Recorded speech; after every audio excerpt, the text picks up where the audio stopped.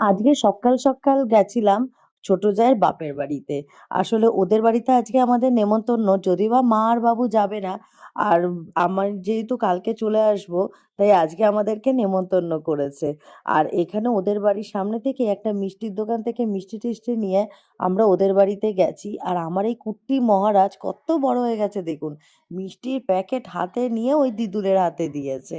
তারপরে আমরা ঘরে ঢুকে পড়েছি। ঘরে ঢুকে আমাদের যেতে না যেতেই কোল্ড ড্রিঙ্কস দিয়ে দিল।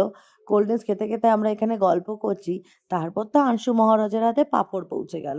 সে তো কটকট করে পাঁপড়টা খাচ্ছে, আর খেতে খেতে আমাদেরকেও দিচ্ছে। মানে ওইদিকে বিথির বোন ছিল, ওকেও বলছে যে মাসি তুমি খাও।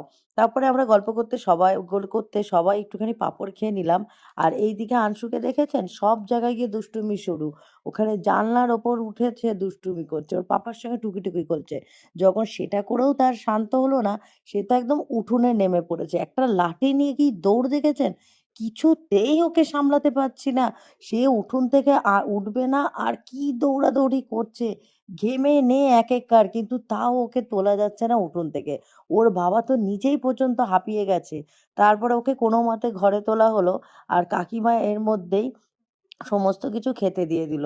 যদিও আমার ছোট জামাই কিন্তু সুন্দর করে সাজিয়ে দিয়েছে। আর কাকিমার হাতের রান্না কি বলবো! এত অসাধারণ যে যার তুলনা হয় না। এত টেস্টি রান্নাগুলো করেছিল যে আমি আর রাজীব তো একটু বেশিই খাওয়া-দাওয়া করে নিয়েছিলাম। খেয়ে দিয়ে কিন্তু আর নড়তেই পারছিলাম না। সত্যি কাকিমার হাতে কিন্তু জাদু আছে। এটা কিন্তু বলতেই হবে। তারপর খাওয়া-দাওয়া করে নিয়েছি। আর খাওয়া-দাওয়া করার সঙ্গে আমাদের সঙ্গে কে বসেছেন দেখেছেন? আনসু মহারাজও কিন্তু একটা প্লেট নিয়ে বসেছে টুকটাক খেতে। খায় কম, আমার পাতে সবকিছু নিয়ে চলে যায় বেশি।